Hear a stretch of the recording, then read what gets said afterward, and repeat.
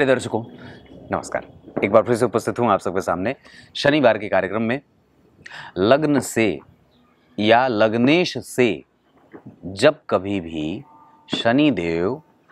छठवें, आठवें या 12वें भाव में रहेंगे तो किस तरीके का परिणाम देंगे, आज के कार्यक्रम में छोटा सा विषय है लेकिन बहुत ही महत्वपूर्ण है। और सूत्र जो होते हैं वो बहुत सारी चीज़ों के निचोड़ को अपने साथ लेकर के चलते हैं। शास्त्रकार यही बात कहते हैं कि ज्योतिष के जितने भी सिद्धांत हैं, जितने भी सूत्र हैं, वो एक विशेष परिपाटी को फॉलो करते हैं। और अगर वो सिद्धांत किसी भी जातक या जातिका की कुंडली पे लागू हो जाते हैं तो उस व्यक्ति के, उस जातक और जातिका के फलादेश और उसके प्रभावों को, वो सिद्धांत अगर लागू होगा तो उसके प्रभावों को, वो प्रभाव जो है वो उस सूत्र से होता हुआ आता है। तो आज का जो सिद्धांत है उसमें मैं आपको ये बताऊंगा कि लग्नेश आपकी कुंडली में जहां बैठे, लग्न में बैठे हैं द्वितीय, तृतीय, चतुर्थ, पंचम, षष्ठम, सप्तम, अष्टम, नवम, दशम, एकादशवां और 12वां, जहां कहीं भी आपकी कुंडली के लग्नेश बैठे हैं और अगर उनसे तीसरे भाव में अगर शनिदेव बैठे हैं तो ये एक अच्छा परिणाम ये देते हैं कि उस जातक को ऑप्टिमिस्टिक प्रवृत्ति वाला बनाते हैं, आशावादी प्रवृत्ति उसकी होती है और वो मेहनती होता है। वो मेहनती इसलिए होता है क्योंकि ग्रह उससे मेहनत करवाते हैं। मैं मेहनती इसलिए नहीं हूँ क्योंकि ये मेरे किसी भी चीज़ से प्रभावित होकर के या मुझे मेहनत करनी पड़ती है, बल्कि ये ग्रह मेरे स्थिति में ऐसे, जैसे मेरी खुद की कुंडली में गुरु जो बैठे हैं, धनु लग्न की कुंडली है तो सप्तम भाव में गुरु बैठे हैं मिथुन राशि में, और उनके ठीक 7वें घर में यानी कि लग्न में शनि बैठे हैं। तो ये जो सिद्धांत है ये शनि के 7वें भाव में जाने का नहीं है। ये सिद्धांत ये कहेगा कि लग्नेश आपकी कुंडली में जहां बैठे हैं वहां से तीसरे घर में अगर शनिदेव बैठे हैं तो आप मेहनतकश इंसान होंगे। आप किसी भी चीज को प्राप्त करने के लिए मेहनत की पूरी पराकाष्ठा करेंगे और मेहनत करने की कोशिश करेंगे। आप मतलब ऐसे भाग्यवादी नहीं होंगे, कहने का अर्थ ये भी होगा। और वहीं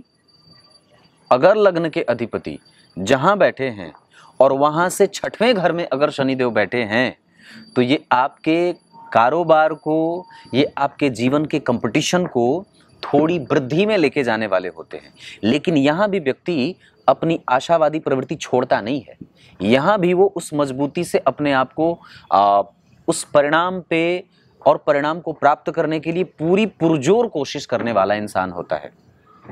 6वें भाव में अगर आपकी कुंडली के लग्नेश जहां बैठे वहां से 6वें घर के अगर शनिदेव बैठे हैं तो ये बात और भी समझदारी वाली होगी कि व्यक्ति को सरकार से, पिता से, पैतृक संपत्ति से और सरकारी तंत्रों से बड़ा लाभ होते देखा जाता है। मतलब ऐसी स्थिति में उस व्यक्ति के पास सरकार की संपत्ति से लाभ हो, सरकारी टेंडर से काम निकाले, सरकारी तंत्र से मिल करके काम करे, सरकारी नेताओं से जुड़ करके उसके काम बनते हैं। एक सिद्धांत और बचेगा कि अगर लग्नेश आपकी कुंडली के जहां बैठे हैं वहां से ठीक 12वें भाव में, मतलब आपके लग्नेश मान लीजिए बुध देव बनते हैं और लग्न में ही बैठे हैं, और अगर शनिदेव आपकी कुंडली के 12वें भाव में बैठेंगे तो ये फिर आपको स्थिर मानसिकता का बनाएंगे, स्थिर बुद्धि का बनाएंगे। अकुलाहट, बेचैनी, लापरवाही, बेफिक्री ये नहीं देंगे। या आपको सिस्टमेटिक ढंग से काम करने वाला, बहुत गंभीर चिंतन करने वाला, गंभीर मानसिकता का, गंभीर मति बुद्धि का चिंतन करना, श्रेष्ठ बनाना,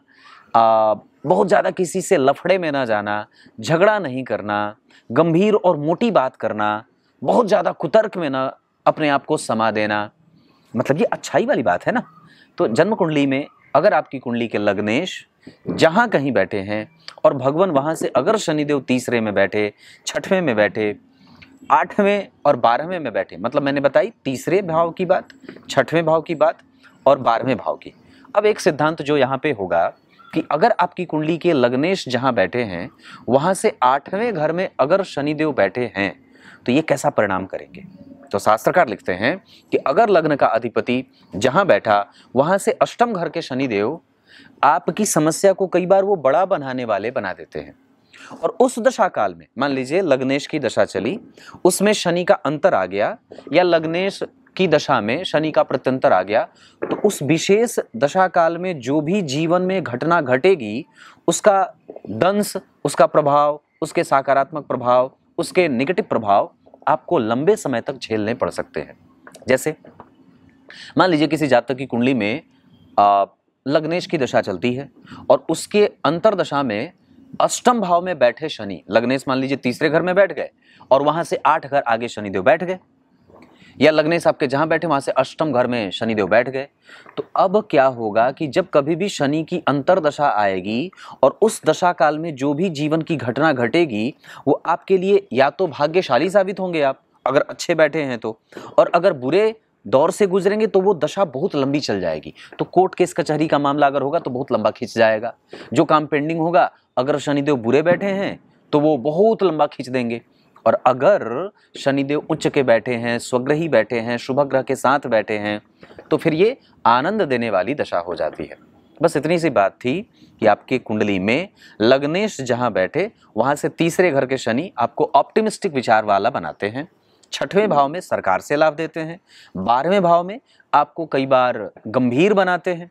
चिंतन करने वाला, मतलब ये भी सकारात्मक और अच्छा परिणाम देते हैं। अष्टम भाव के शनिदेव आपके लगने से अगर बैठेंगे तो थोड़ी कमजोरी देते हैं, पर वो इस बात पर निर्भर करेगा कि वो कितने अच्छे बैठे हैं। अगर अपनी राशि के या उच्च के बैठे